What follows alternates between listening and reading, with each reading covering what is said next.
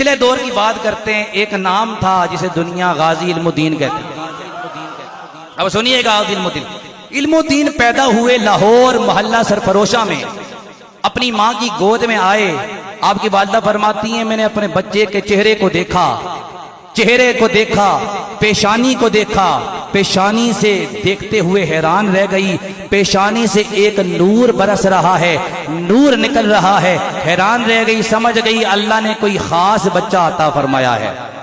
پھر کیا ہوا؟ فرماتی ہیں ایک وقت آیا، تھوڑے دن گزرے، میرا بچہ چند دنوں کا تھا، ایک وقت آیا دروازے پہ دستک ہوئی، میں باہر گئی، ہاتھ میں علم الدین موجود ہے، علم الدین کو گود میں لے کر باہر گئی۔ کیا دیکھا؟ ایک فقیر کھڑا ہے جو اللہ کے نام پہ مانگ رہا ہے۔ فرماتی ہیں میں نے اللہ کے نام پہ کچھ دے دیا، اس کے بعد اس فقیر کی نظر علم الدین کے چہرے پہ پڑی، وہ کہنے لگا اے عورت کیا یہ تیرا بیٹا ہے؟ آپ نے فرمایا ہاں میرا بیٹا ہے۔ وہ فقیر مسکرا کر کہنے لگا اے عورت پھر خوشخبری سن لے، خوش ہو جا، یہ جو بچہ تیری گود میں موجود ہے اسے عام نہ سمجھنا، ایک وقت آئے گا تجھے بھی فخر ہوگا، ہر مسلمان کو فخر ہوگا۔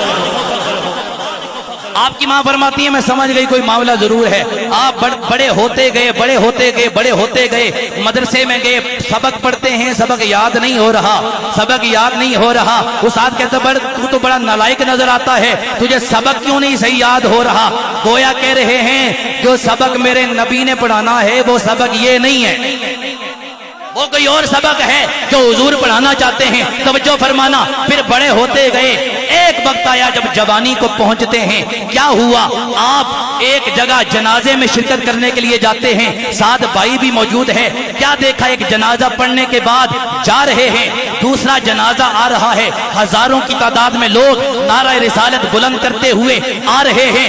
آپ نے فرمایا میرے بھائی یہ کس کا جنازہ ہے؟ بھائی بولا علم الدین یہ مولوی تاج دین کا جنازہ ہے، جس نے عشق رسول میں، نبی کے عشق رسول میں زندگی گزاری ہے، اس کا جنازہ ہے۔ تو آپ فرماتے ہیں میں نے مدینے کی طرف منہ کر لیا۔ آپ فرماتے ہیں جب میں نے وہ جنازہ دیکھا، مدینے کی طرف منہ کر کے علم الدین فرمانے لگے، عرض کرنے لگے یا رسول اللہ ایک وقت آ جائے، میرے دل کی تمنا یہ ہے ایک وقت آ جائے میرا بھی جنازہ اٹھ رہا ہو، لوگ کہہ رہے ہوں کسی عاشق رسول کا جنازہ ہے۔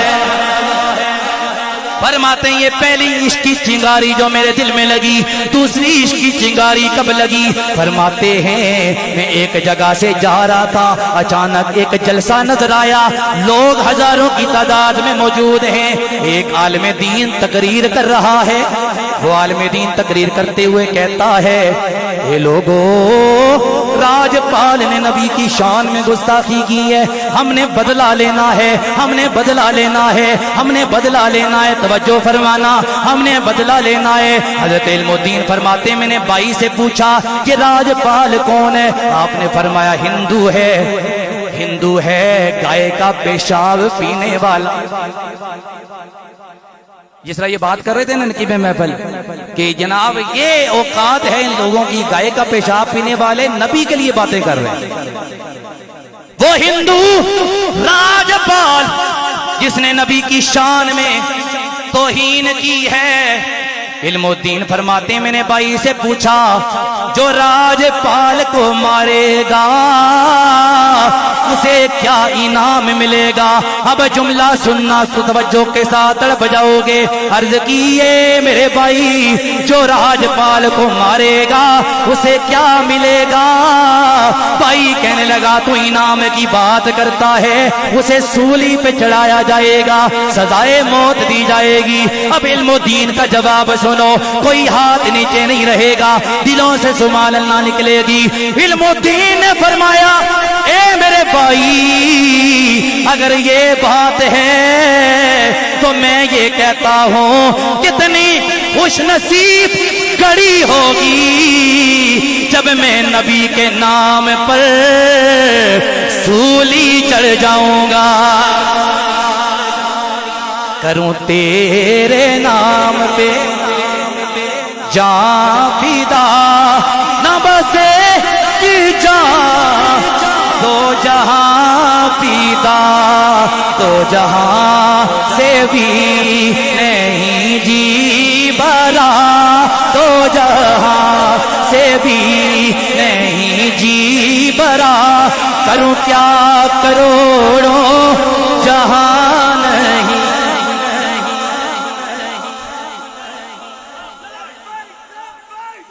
تو حضرات گرامی اللہ آپ کو سلامت رکھے. وقت نہیں ہے انشاءاللہ تعالیٰ پھر کبھی آئے تو یہ نعرے بھی لگائے جائیں گے. توجہ فرمانا.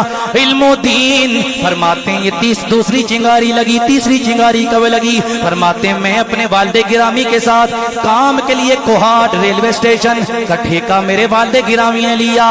کام کے لیے چلا گیا. نمازی تو شروع سے تھا. توجہ توجہ پیغام سنو سنیو. نمازی تو شروع سے تھا. فرماتے ہیں عصر کی نماز کا وقت ہوا مسجد میں چلا گیا. پتہ لگا نبی کا جو عاشق ہو وہ بے نمازی نہیں ہوتا. سارے پڑھ سونا نہیں چلا صبح کی نماز.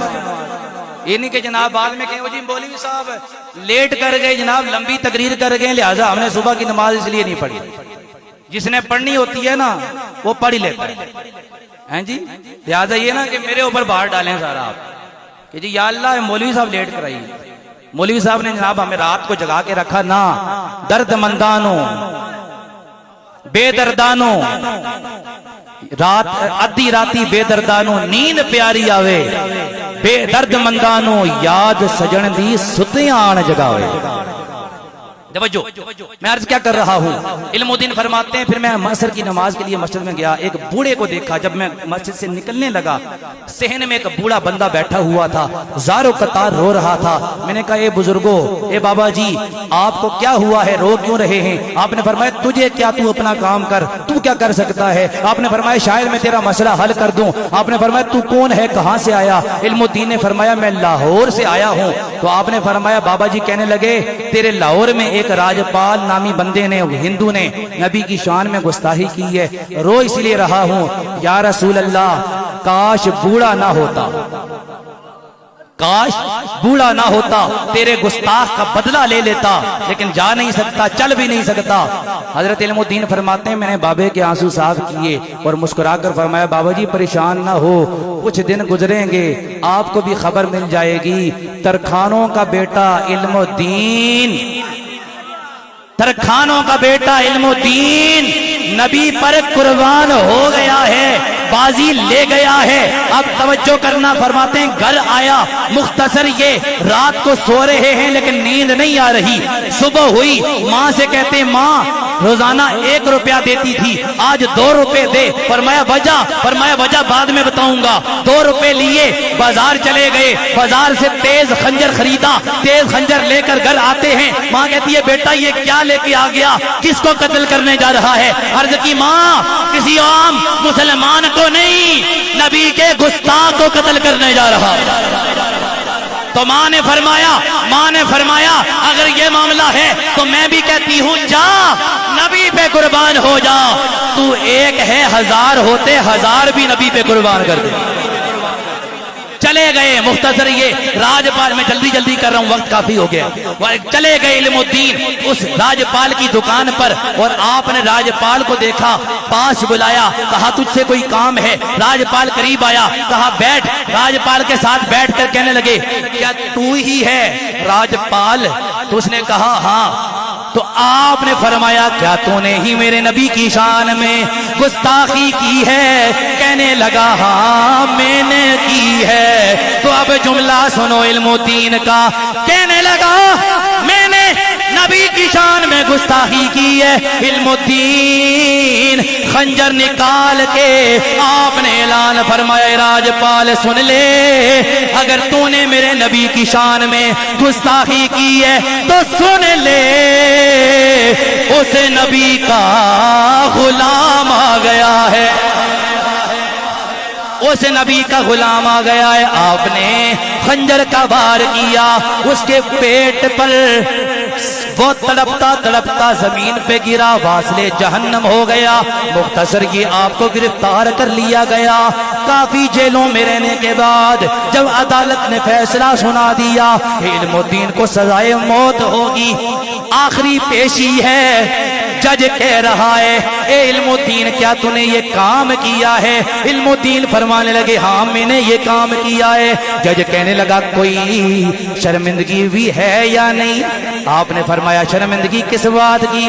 میں نے تو بڑا فخر والا کام کیا ہے، اس پہ میں فخر محسوس کرتا ہوں۔ جب یہ جملے سنے لوگوں نے عدالت میں، سب نے نعرہ رسالت بلند کیا۔ عدالت میں جب نعرے لگنا شروع ہوئے، جج بولا کہنے لگا اے لوگوں چپ کر جاؤ ورنہ سب کو توہین عدالت میں سب کو اندر کر دوں گا۔ علم الدین مسکرانے لگ گئے۔ اب اس واقعے کا آخری جملہ، علم الدین مسکرانے لگے۔ علم الدین نے فرمایا جج صاحب آپ نے کیا بولا ہے دوبارہ بولیے ذرا۔ تو جج کہنے لگا علم الدین میں نے یہ کہا ہے سارے چپ کر جاؤ، اگر شور کرو گے تو توہین عدالت کے کیس میں اندر کر دوں گا۔ اب علم الدین کا تاریخی جملہ سنیں گے تڑپ جائیں گے۔ علم الدین نے کیا فرمایا؟ علم الدین کا تاریخی جملہ ہے، علم الدین کا تاریخی جملہ ہے جو آپ نے ارشاد فرمایا۔ یہ بھائی پکڑیں، اللہ تعالیٰ آپ کو جزائے خیر عطا فرمائے، بیٹھ جائیں آپ۔ بہت اللہ تعالیٰ کافی دیر سے آپ جو ہے یہ خدمت سر انجام دے رہے ہیں، اللہ برکتیں عطا فرمائے۔ تشریف رکھیں، توجہ فرمائیے گا۔ تو آپ نے کیا فرمایا؟ آپ نے فرمایا جج صاحب دوبارہ بتائیے آپ نے کیا کہا؟ آپ نے فرمایا جج کہنے لگا میں نے یہ کہا ہے اگر شور کرو گے توہین عدالت میں سب کو اندر کر دوں گا۔ علم الدین کا تاریخی جملہ سنو گے نبی کے غلاموں تڑپ جاؤ گے۔ علم الدین نے فرمایا اے جج صاحب خود سوچئے اگر آپ سے توہین عدالت برداشت نہیں ہوتی تو محمد کے غلاموں سے توہین رسالت بھی برداشت نہیں۔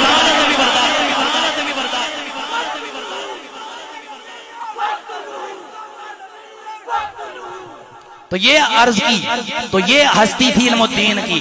اور پھر جب آپ کا جنازہ اٹھا، آپ کے جنازے میں 6 لاکھ بندے، جب وہ جنازہ علامہ اقبال، قائد اعظم محمد علی جناح، آپ نے جب جنازہ دیکھا تو آپ نے وہ شان والا جنازہ دیکھ کر تاریخی جملے کہے تھے۔ علامہ اقبال اور قائد اعظم محمد علی جناح نے آپ نے فرمایا تھا اساں تے گلاں کردے رہ گئے ترخانہ دا منڈا بازی لے گئے۔ اساں تے گلاں کرتے رہ گئے ترخانہ دا منڈا بازی لے گیا۔ تو یہ علم الدین تھا، وہ جو نبی پر قربان ہوتے ہیں دنیا میں زندگی بھی عزت والی ملتی ہے، موت بھی عزت والی ملتی ہے۔ تو حضرات گرامی یہ تہیہ کریں ہمارا سب کچھ نبی پر قربان ہے۔ اب